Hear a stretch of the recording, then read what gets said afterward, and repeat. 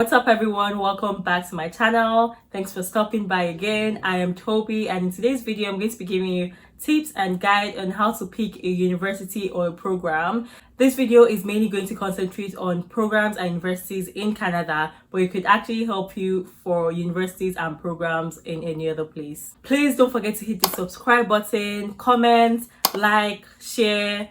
Let's get to 500 subscribers, please guys. Thank you. So the first thing I want to say is that make sure your institution is a designated learning center. If you want to come to Canada, make sure it's under the DLI list. I'll link that in my description box below. So that has like universities, colleges, and other institutions. And just so you know, if you want to actually study in Canada, especially for undergrad, you don't really require all these language proficiency tests. Then for masters, there are a lot of schools that actually don't require you to have your language proficiency tests.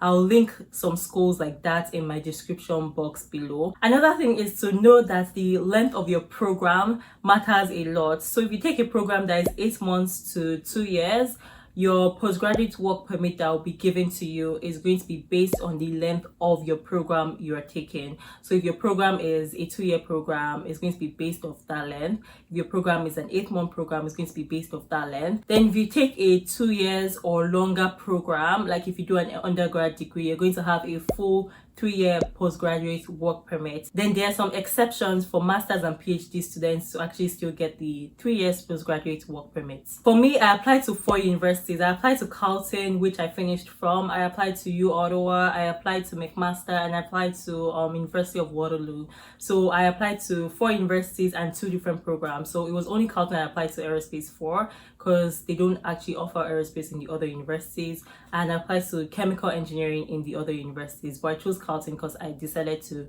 do aerospace engineering. So I would advise you to not limit your programs and not limit the universities you're applying to. Don't apply to one university, just don't. I know someone that was in my high school and he applied to, if you're watching this, University of Alberta, and like a lot of us had gotten our like university offers from like several universities, and he hadn't gotten his own, and I think he said like he applied for only that one or just a few, and that was like the main school he wanted to go to. So I advise you to apply for different schools. Don't apply for too much, but apply to 2 or 3 schools and try to like apply for different programs if you're open to different programs. So obviously universities in Canada are ranked. There's some high ranked schools like U of T, McGill University, University of Waterloo. And what I'll actually advise you to do is pick your university based off your program. Don't care about the ranking of the university. Just find out if that program is good in engineering. For me, I didn't even think about this when I was actually looking for universities. It's like later on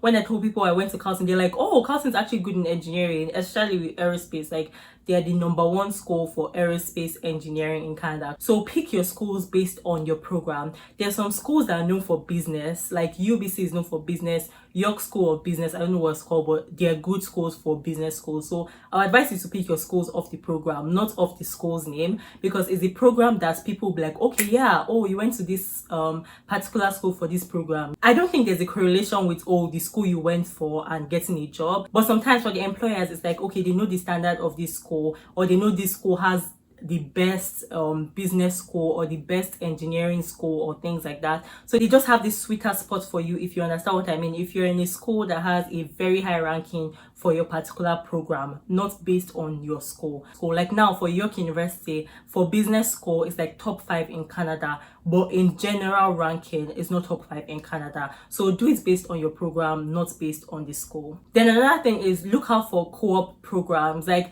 make sure when you're applying to schools, because when you're applying to schools, if I remember clearly, you can apply into the co-op program and you can decide not to apply into co-op program. Make sure you apply to co-op program. This just does a lot for you. It puts your foot in the door for industry. So it's an internship, and with that you get to work in your industry, see how it feels, get extra money. Because for co-op, like in my school, the co-op term is actually 16 months, but you could do less, you could do that 16 months. So if you do your co-op and you work for a whole year, you can get at least minimum $28,000. That's without them removing taxes. So $28,000, and you can even get higher than that, as much as even $50,000. I know someone that worked co-op in Alberta, and oh my goodness, in the oil industry, the oil money there. If you're in the oil industry, go to Alberta and do your co-op there. When someone told me how much they were getting per hour for co-op, I was like, that's how much people are getting per hour in other provinces as per full-time job. Like,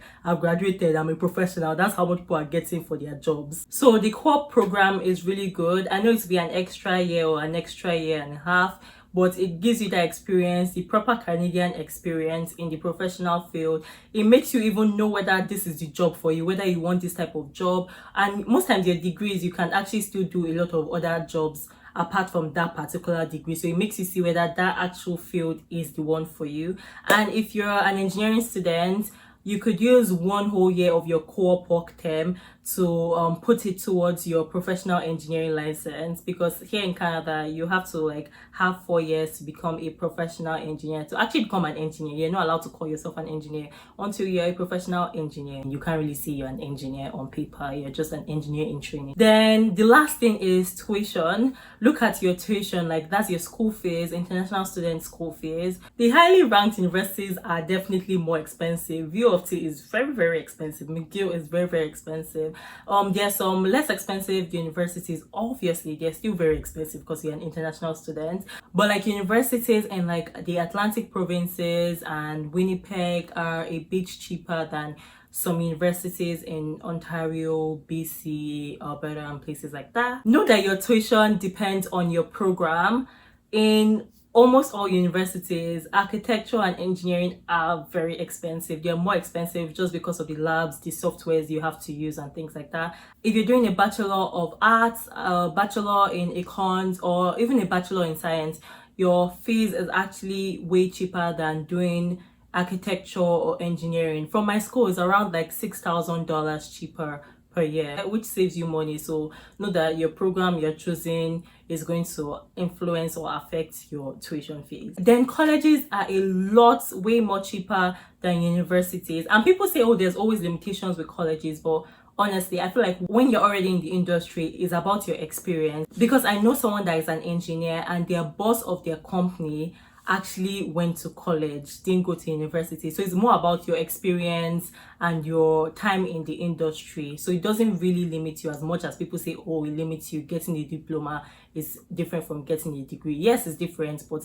it doesn't limit you as much as that. And with what I've seen, people that come from colleges are really hands-on. I had a group partner that came from college and came to university to just do the engineering again, and it's like they have more experience and they understand things better. And just because it's more hands-on, for universities like theoretical, they just teach, and in college they actually do a lot of hands-on things. For them, it's like they've done this already, they know this already, and you're like, so why am I university? Why am I paying this, and why am I university? And a lot of people don't know this, but colleges actually offer degrees. Yeah, they offer 4 years degrees. So it doesn't mean that, oh, because you're in a college you have a diploma. It just depends on how many years. So they have 4 years degrees, they have advanced diplomas for 3 years, they have diplomas for 2 years, and they have graduate certificates for 1 year. And I have a friend in Humber College, shout out to you, Bilkis, and she actually said in Humber College they have degrees, like proper degrees for nursing, for social sciences, for business.